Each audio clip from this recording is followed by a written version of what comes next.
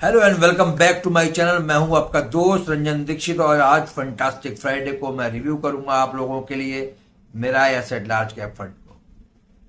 जब ये fund launch हुआ था तब इसका नाम था मिराय asset India opportunities fund.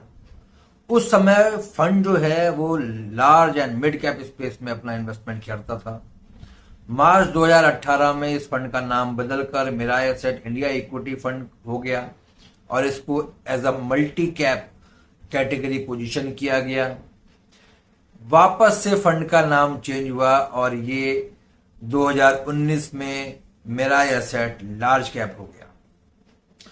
Fund जब से लॉन्च हुआ तब से लेके इसको नीलेश सुराना जी जो कि एक स्टार फंड मैनेजर हैं वो इसको मैनेज करते चले आ रहे थे, लेकिन दिसंबर 2019 में फंड मैनेजर चेंज हुए। 30 दिसंबर 2019 के बाद फंड की जो बागडोर है वो मिस्टर गौरव मिश्रा जी और हर्षद जी को ट्रांसफर कर दी गई और नीलेश जी बाकी फंड्स की तरफ और बाकी रेस्पॉन्सिबिलिटीज की तरफ, क्योंकि वो सीईओ इक्विटीज हो गए तो वो अपनी बाकी रेस्पॉन्सिबिलिटीज को देखने लगे।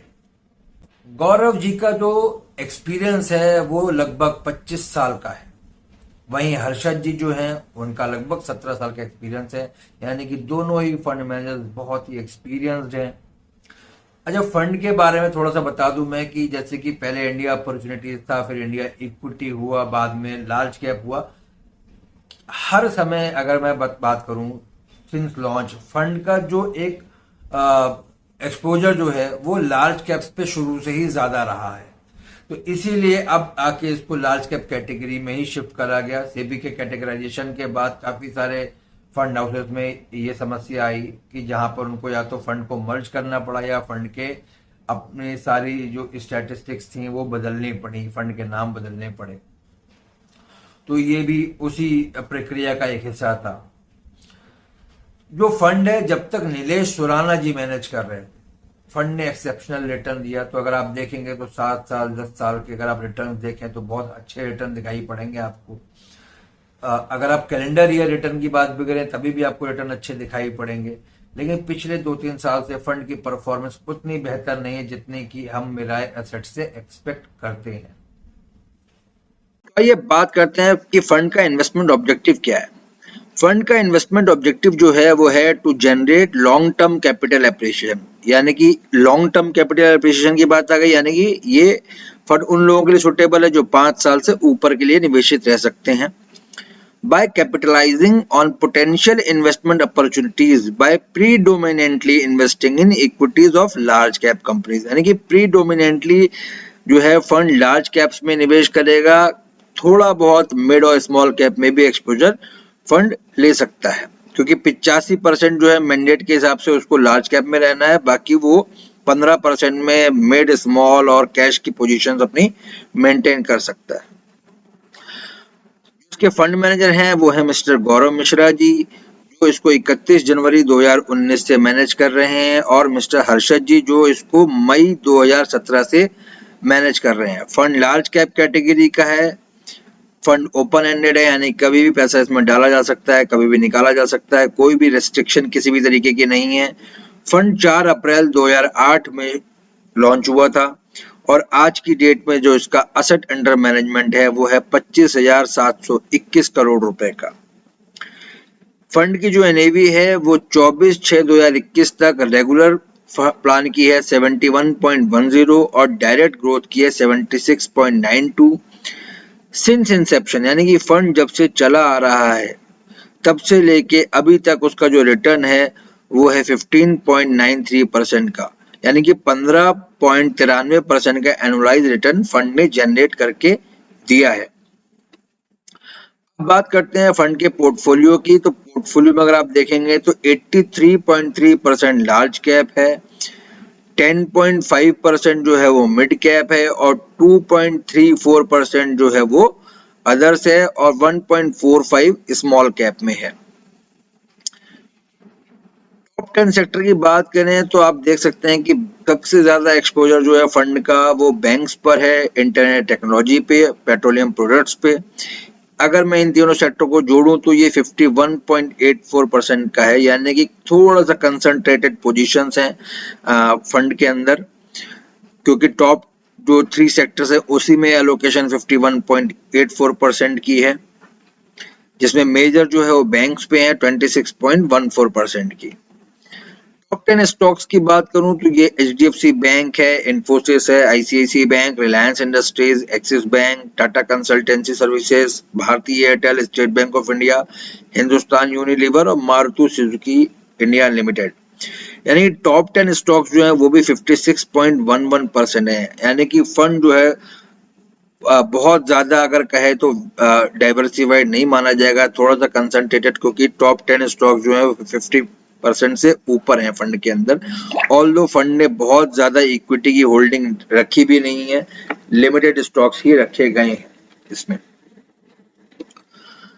फंड की SIP परफॉर्मेंस की मैं बात कर लेता हूं तो फंड जो SIP है मैंने माना है कि 1 जुलाई 2011 से किसी ने शुरू करी 5,000 महीने की, तो तब से लेके अभी तक उसका टोटल इन्वेस्टेड अमाउंट है 6 लाख रुपए, जिसकी वैल्यूएशन जो है फंड की वो 14,62,982 रुपीज, यानी कि 120 महीने 10 साल में फंड ने 6 लाख के 14 लाख रुपए बनाए, यानी कि दोगुने से ऊपर का रिटर्न दिया recurring deposit kind of thing की तरह, कि जहाँ पे आप टुकड़े टुकड़े में जमा कर रहे हो वहां पर फंड ने 10 साल में दोगुने से ऊपर का रिटर्न दिया। अगर आज आप बैंक की FD में पैसे लगाते हैं तो 10 साल में इकट्ठा जमा करेंगे तो 10 साल में दोगुना होगा, यहाँ टुकड़े टुकड़े में जमा करा और 10 साल में दोगुने से ऊपर का रिटर्न है।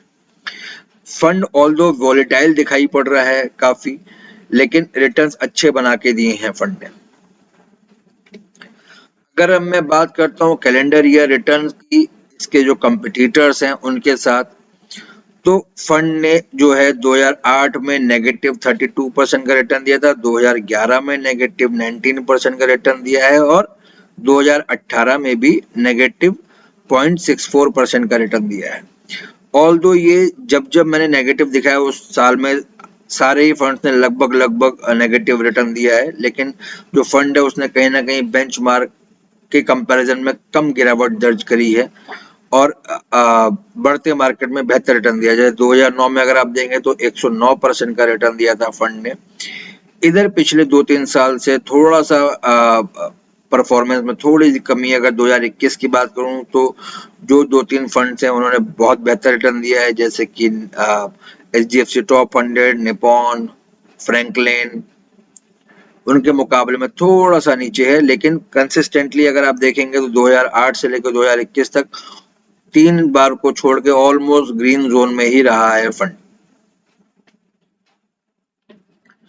अब बात करते हैं SIP कंपैरिजन की, तो ये जितने भी कंपटीटर्स हैं वो सारे के सारे मेरा एसेट की SIP के सामने फेल होते हैं, क्योंकि सबसे ज्यादा रिटर्न जो है 1 जुलाई 2011 से लेके अभी तक में अगर देखा जाए तो मेरा एसेट ने ही जनरेट करके दिया है, यानी कि 6 लाख रुपए के 14,62,981 हुए मेरा में। उसके बाद जो सेकंड पोजीशन पे है वो है एक्सिस का ब्लू चिप फंड, जिसने 13,97,770, यानी कि मोटा मोटा अगर आप देखें तो 62,000 रुपए कम रिटर्न बना के दिया है सेकंड पोजीशन वाले ने।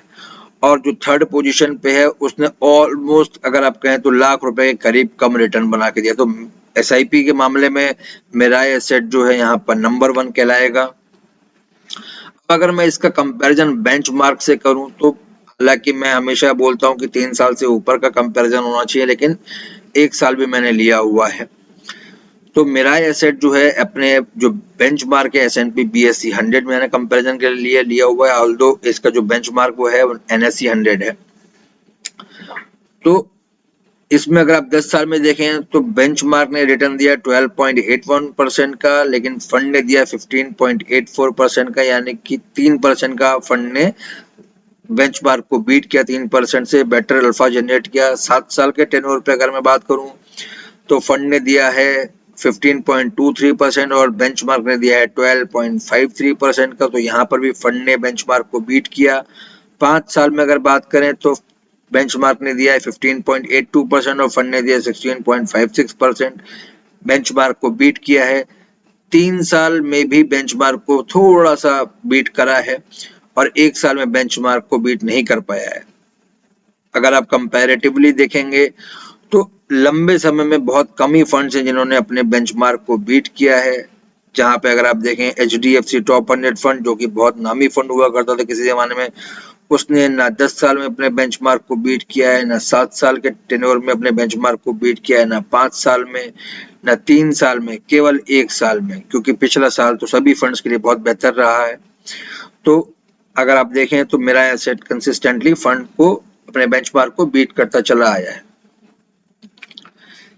अब हम इसके स्टैटिस्टिकल मेजर्स की बात करें तो फंड का जो मीन रिटर्न है वो 15.40 है और बेंचमार्क का जो मीन रिटर्न है वो 15.84 है, यानी कि बेंचमार्क का मीन रिटर्न बेहतर दिखाई पड़ता है मुकाबले फंड के। स्टैंडर्ड डेविएशन जो है वो बेंचमार्क का 22.08% है, तो फंड का 21.46 है। बहुत ज्यादा फर्क नहीं है डेविएशन में, यानी कि बेंचमार्क जो है एक तरीके से मिरर कर रहा है अपने बेंचमार्क को, जो फंड अपने बेंचमार्क को मिरर कर रहा है, तो बहुत ज्यादा फर्क नहीं है। डेविएट बराबर वो भी कर रहा है और बेंचमार्क भी डेविएट कर रहा है। शार्प रेशियो भी दोनों का बराबर है, यानी कि कोई भी एक्स्ट्रा परफॉर्मेंस अभी इसमें नहीं दिखाई पड़ी है। ये जो स्टैटिस्टिकल मेजर्स आप देख रहे हैं ये पिछले 3 साल की हिस्ट्री के ऊपर डेवलप्ड है, तो पुराना 7 साल और 10 साल का इसमें कोई मायने नहीं रखती है परफॉर्मेंस। तो पिछले 3 साल में क्या स्ट्रेटेजी रही है उसके हिसाब से ये बनाया गया है। तो अगर आप देखेंगे तो पिछले 3 साल में कोई बहुत खास परफॉर्मेंस नहीं रही है। बेटा भी अगर आप देखें तो फंड कंपैरेटिवली अपने बेंचमार्क के अगर देखें तो बहुत ज्यादा ऐसा नहीं कि बहुत कम रिस्की है, बिल्कुल करीब करीब चल रहा है अपने बेंचमार्क के। अब अगर हम इसके इन्वेस्टमेंट डिटेल की बात करें तो मिनिमम इन्वेस्टमेंट इसमें 5,000 रुपए से आप शुरू कर सकते हैं। SIP आप 1,000 रुपए से शुरू कर सकते हैं। एडिशनल इन्वेस्टमेंट 1,000 रुपीज का कर सकते हैं और मिनिमम 1,000 रुपए का आप विड्रॉल ले सकते हैं। कोई भी लॉक इन नहीं है फंड के अंदर। 365 दिन से पहले, हालांकि अगर आप इन्वेस्टमेंट की डेट से 365 दिन के पहले अगर आप पैसा निकालते हैं तो 1% का आपको एग्जिट लोड देना पड़ सकता है। तो जैसा कि आपने स्टैटिस्टिकल मेजर्स में देखा, जो फंड है वो बहुत ज्यादा डेविएट करता है, मतलब बिल्कुल बेंचमार्क के बराबर ही डेविएट कर रहा है। रिस्क में भी अगर देखें तो रिस्क एडजस्टेड रिटर्न्स जो है वो भी फंड के बहुत बेहतर नहीं है पिछले 3 साल के हिसाब से।